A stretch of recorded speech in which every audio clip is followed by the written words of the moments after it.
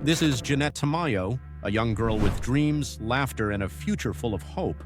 But in 2003, everything changed when she was abducted by a man whose twisted desires thrust her into a nightmare. On July 8, 2003, a cashier at Little Caesars in San Jose, California, received a phone call that would change everything. This is Little Caesars Pizza. How can I help you? The caller was a young girl, her voice trembling as she tried to hold back tears. Slowly, she spelled out her address letter by letter, unaware that the person on the other end of the line was about to hear the most alarming revelation. She had been kidnapped. He went downstairs, came back upstairs with the pizza and was standing with the pizza box and was staring at me. And he handed me a flyer. And on the flyer was a picture of me, and it said missing. Turned to me, he was like, I have to get rid of you tonight. Her abductor had forced her to make this call after she had spent several days in captivity, and it was the only contact she had with the outside world. The 9-year-old girl, Jeannette Tamayo, had been abducted, abused, and held in a nightmare-like state. When the police arrived at her home, they found no trace of her. Despite their efforts, they couldn't find her, and the case grew colder with each passing day. Security footage from a nearby camera proved useless, as the poor recording quality failed to provide any valuable information. Police have no leads in the disappearance of 9-year-old Jeannette Tamayo. The police had few leads, and Jeanette's disappearance seemed unsolvable. But Jeanette knew she couldn't wait for the police to solve the case. After days in captivity, she gathered the strength to take matters into her own hands. Her fear turned into courage, and she told herself, I am a fighter. I will make it. My fear turned into courage. And I told myself, I'm a fighter. I'm gonna make it. On the day she was kidnapped, Jeanette had just gotten off her school bus in San Jose and was walking home. When she arrived, she noticed that the screen door was slightly open, something she assumed was because her mother had returned from work early. She thought nothing of it until she stepped inside and saw that her bedroom window was shattered. Glass shards were scattered everywhere, and the phone cord had been cut. Before she could process what was happening, there was a knock at the door. When Jeanette opened it, she saw a man standing outside. And when he was asking me questions, he was kind of peeking inside, trying to see who was in there. And that started making me feel really uncomfortable, and I started slowly closing the sliding door. I got scared because I felt a really bad vibe from him. And he put his hand in the way, slid it open, grabbed me, and took me to my brother's room. He threw me on the bed and took off my pants. At first, she wasn't sure what to think of him, but as he started asking her questions, she felt uneasy. He peered inside, trying to determine who was home. She slowly began to close the door, but he quickly stopped her, forced his way inside, and dragged her into her brother's room. There, he assaulted her before handcuffing her and tying her legs together. The nightmare had only just begun. The man then carried Jeanette to his car, which was parked in the garage, but as he attempted to open the door, another vehicle approached. It was Jeanette's mother pulling into the driveway. My brother crawled under the garage. When it opened a few inches, the first thing I told him was to run. At that moment, Jeanette's 15-year-old brother, Paul, crawled under the garage door as it slightly opened. When he saw the intruder, Paul grabbed a screwdriver and charged at him, hoping to defend his sister. But the man quickly overpowered him. He repeatedly struck Paul in the face, disarmed him, and dragged him back inside the house. There they came face to face with Jeanette's mother, Rosalia. In a desperate attempt to protect her children, Rosalia fought back. She managed to separate the man from Paul, but Paul quickly grabbed a frying pan and tried to help. However, the man disarmed him again and used the pan as a weapon, striking Rosalia over and over until she collapsed. Jeanette could do nothing but watch in horror as her mother fell. I remember hearing my mom screaming, and it went quiet. I couldn't hear much after that. And I see the man rush back into the garage and into the car. And when I seen blood on his face, I was like, did you kill them? And he just started laughing, and I just started to cry. I was like, I didn't know if he had killed them. I didn't know, if they were there anymore, if he had killed them. And I was just thinking with the blood on his face that they were gone. My family was gone. Now in full control, the abductor dragged Jeanette back to the car and drove away, leaving behind a trail of violence. As they drove, Jeanette's heart sank when she saw her mother, covered in blood but still alive, running behind the car. At that moment, she felt a small spark of hope. She knew her mother was alive, and somehow Paul was too. But what about her? Desperate, Jeanette tried to scream for help, banging her shoulder against the car window to attract the attention of passing drivers. But her abductor quickly silenced her, violently attacking her with the screwdriver. After being struck twice, Jeanette slumped in her seat, thinking she wouldn't survive. She believed her family was gone.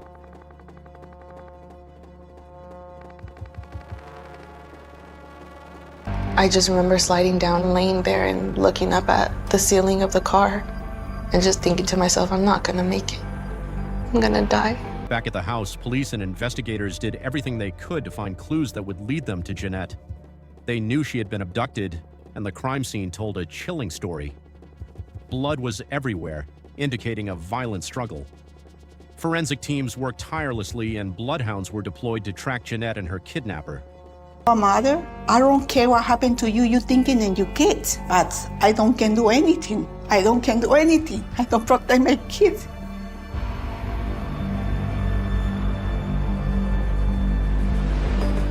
Meanwhile, investigators reviewed footage from a neighbor's security camera, piecing together a rough timeline of the abduction.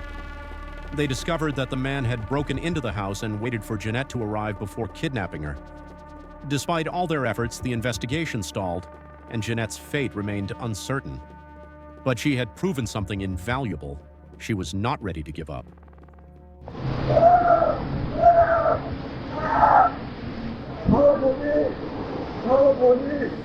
As Paul and Rosalia made it back into the house, the final moments of the surveillance footage captured their desperate cries for help. "Call the police! Call the police!" they screamed, but the police focused on one critical detail: the moment the kidnapper's car drove past the camera. In California, in order to issue a statewide Amber Alert, authorities need either a suspect's name, a license plate number, or a phone number. It's heartbreaking. You have the evidence right there. It's so close, and yet you need just a little bit clearer video. The footage could have provided all of that, but the image was too blurry to identify anything. It was a heartbreaking realization. The evidence was right there, so close, yet not clear enough. The only hope was the media. Police alerted the press and spread Jeanette's story throughout the city. As officers worked tirelessly, a helicopter flew over San Jose, blasting her name through loudspeakers. Press conferences were held one after another. The goal was simple: keep Jeanette's name in the minds of the public. Puts 1,000 more sets of eyes out on the street, and we knew it was extremely important to push the information out to the public, give them a picture of Jeanette, make sure that flyers were flooded throughout the city. "We needed 1,000 more eyes on the streets," said one investigator. "It was extremely important to get the information out.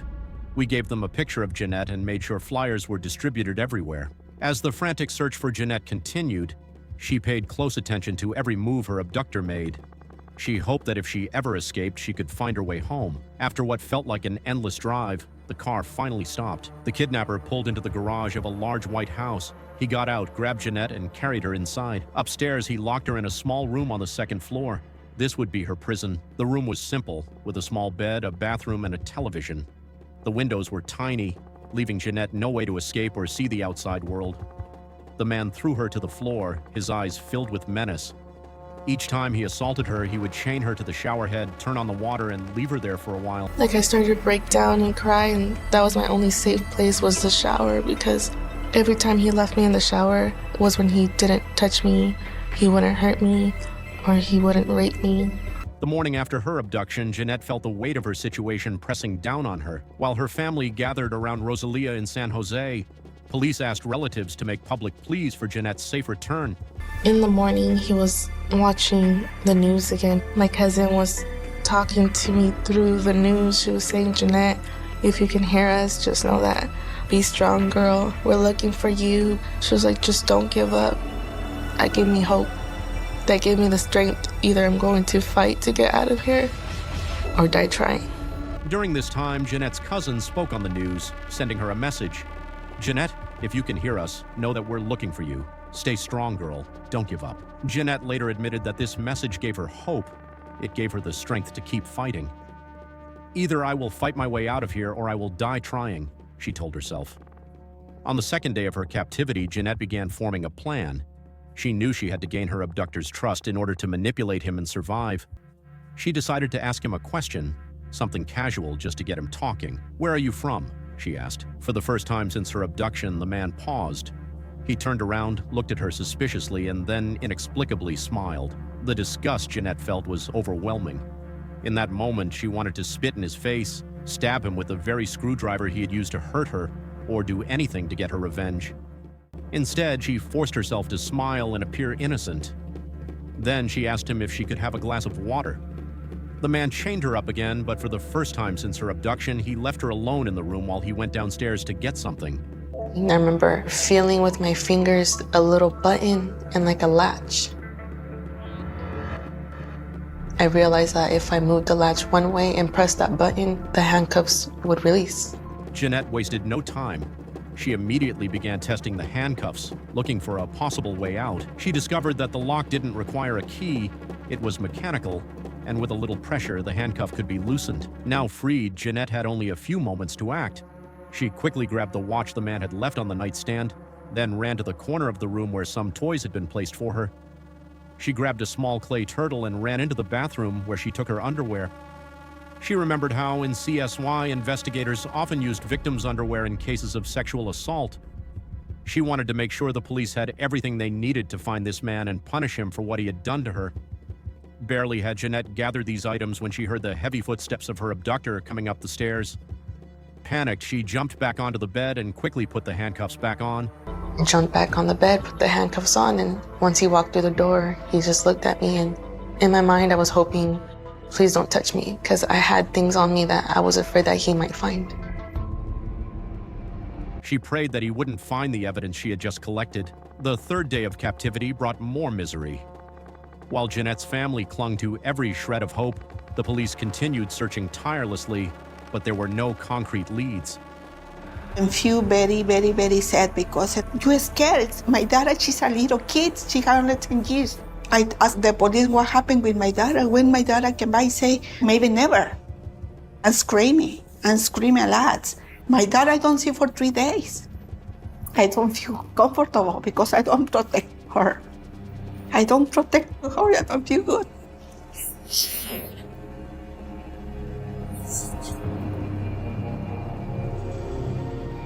The police could only offer vague, helpless answers, but Rosalia knew she had to keep fighting, just like Jeanette. Now numb to the assaults, Jeanette clung to the plan she had devised. Her only goal was survival, and she knew that manipulating her abductor was her best chance at escape. My befriending was working. He asked me, "Are you hungry?" And I looked at him and I said, "Yeah." He gave me his cell phone. He had a cell phone with him, and he made me call for pizza. He gave me the phone number of the cell phone that he had, and I gave it to the man. The man on the other side of the phone said, "Can I get your address?" He told me the address. He handed her his phone and let her order pizza, giving her the number. While speaking to the pizza worker, she memorized everything: the address, the phone number, anything that could help her later. When the pizza arrived, the abductor left the room for a brief moment. He returned with a smile and placed the pizza on the floor. To her horror, on top of the box was a missing persons poster with Jeanette's face on it. He then told her that she wouldn't be alive much longer. Her heart sank, but she kept her composure. As soon as he left the room, she threw the pizza away and gathered all the evidence she could find. She placed it inside the pizza box and hid it under the bed. When he returned, the man grabbed a pillow and began suffocating her. She struggled for air, turning her face sideways in a desperate attempt to breathe. As darkness began to engulf her, a surge of adrenaline flooded her body. With one last determined movement, she managed to turn her face just enough to take a breath. As soon as 5 seconds later, after I got some air, he pulled the pillow off and he asked me, "Do you want to take a shower?" When the pillow was finally removed, he asked her if she wanted to shower. Jeanette showered quickly, making sure the evidence she had collected remained hidden in her pockets. She dressed swiftly, but before she could process the moment of survival, there was a loud knock on the door downstairs. Panicked, she heard her abductor jump on her and cover her mouth. Afraid he would kill her again, she remained calm and waited until the stranger outside disappeared. We were sitting in the room for a while, and afterwards, when he heard that it was all quiet, that's when he took me downstairs into the garage. It was all dark. After everything fell silent, the abductor led her into the dark garage, shoved her into his car, and handcuffed her again. The drive felt endless, and Jeanette couldn't stop crying. She tried to gather her thoughts and make sense of what was happening. "I did my best," she whispered to herself, mentally preparing for her possible death. Yet, even in this desperate moment, she clung to hope. As they drove for over 30 minutes, Jeanette forced herself to memorize every turn, every detail, just in case she got a chance to escape. After what felt like an eternity, the car stopped in a neon-lit parking lot of a convenience store off the highway. The car had stopped, and as soon as he stopped the car, he grabbed me by my hair. When I looked around, I was like, "Where are we?" And he was like, "I'm letting you go." And when he grabbed me by the back of my head, by my hair, he pulled me towards him. He was like, "If you ever tell anybody what I did or who I am or anything about me, I will come back for you and I will kill your family and I will kill you too." The abductor parked, grabbed her by the hair, and dragged her into the store. "Where are we?" Jeanette asked. His chilling response was, "I'm letting you go." He threatened to kill her and her family if she ever spoke about him. But with an unexpected turn of events, Jeanette found herself standing in front of the store clerk, her heart racing. The clerk, seeing the panic in her eyes, handed Jeanette the phone. As she dialed, her hands trembled with fear, but the clerk quickly realized her distress and called the police himself. The police arrived swiftly, and the relief Jeanette felt was overwhelming. Detective Randall was the first to approach her, comforting her and asking if she had any evidence. Jeanette pulled out the items she had hidden in her pockets: the watch, the toys, her underwear, and the missing persons flyer. She also provided valuable information about the abductor's phone number, house, and other crucial details. Jeanette drew a rough sketch of the house and its surroundings, making sure she noted everything that could help the police locate the man who had held her captive. As the police worked quickly to find the abductor's house, Jeanette sat in the police car, her fear transforming into determination. "That's it!"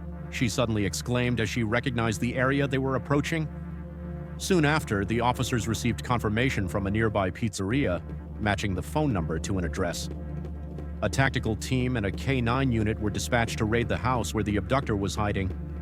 David Montiel Cruz, the man who had kidnapped her, attempted to flee but was quickly captured by officers and attacked by the police dogs. Inside the house, the police found the pizza box containing all the evidence Jeanette had collected. Cruz was arrested and charged with multiple crimes, including sexual assault, rape, and battery.